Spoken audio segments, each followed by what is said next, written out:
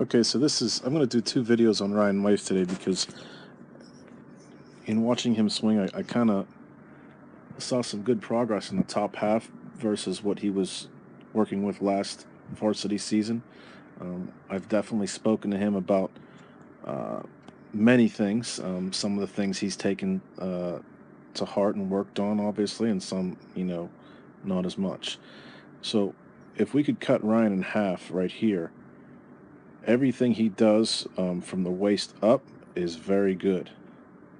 Okay, he's flexed at impact all the time.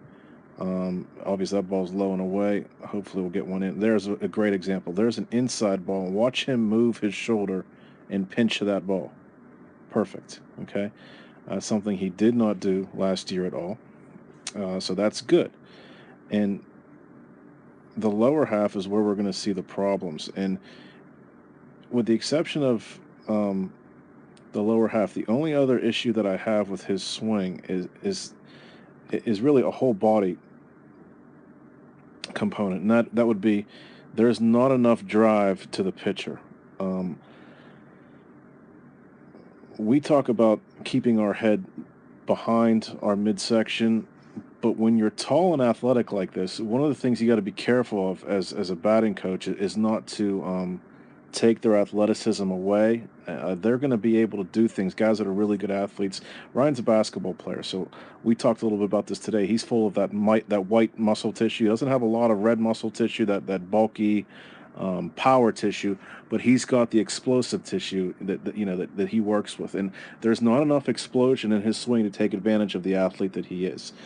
So when you get tall, lanky guys like that, and I've got Hunter Pence below, but there's been others like we had a guy on the Pirates, Mark Johnson, and there's been Darryl Strawberry, some other guys that are tall and are strong but not bulky. They're more, I like to say they have more levers than pulleys. They've got long levers that they use to hit and not the muscle, the pulleys to make it all work. So what you'll see tall guys do is move their head a little bit more forward when they hit, and there's a lot more moving parts to kind of take advantage of their length. And I would like to see in this video and the next one I'm going to make, I would like to see, Ryan try to make some radical changes that is going to drive him that way more. And I'm going to throw Darryl Strawberry up here next just to show you the head movement part of it. But this one, I'd like to just show his lower half just not getting enough drive. You'll see his rear knee is almost straight up and down. Now, for a basketball player with that much athletic ability, his base should be a lot wider than it is. And that leg right here, instead of going up, should go more out. Okay? And if you look down here to Hunter Pence, when he's a big guy, he's got a big hitch. Watch his drive to the ball. Look how wide he gets. Watch the knee drive right there. That is a big difference between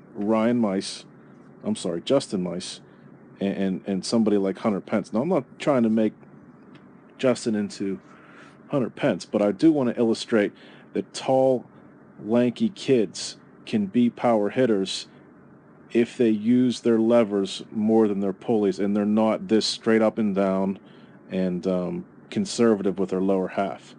I would like Ryan to be as explosive hitting, okay, as he would be if he were doing a vertical jump in basketball, which I'm sure he's had to do many times to measure his vertical leap.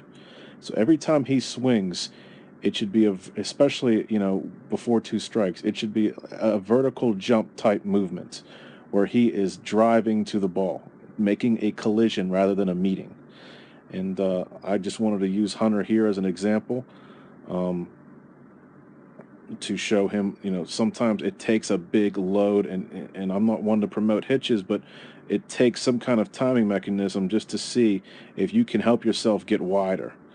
Look at that good knee drive, and his knee inside his foot over there, and just great drive to the ball. Everything is to the ball. And I'd like to illustrate a couple of things that Hunter's not doing very well, okay? Just to show you what I'm talking about. Like, his head's going to move a lot, okay? He's going to hitch. He hitches his hands, okay? The other thing that he does that I don't really care for is that that barrel not being really loaded well, okay? you'll see his barrel kind of stays. I'm sorry, excuse me, let me fix that. You'll see his barrel never really loads.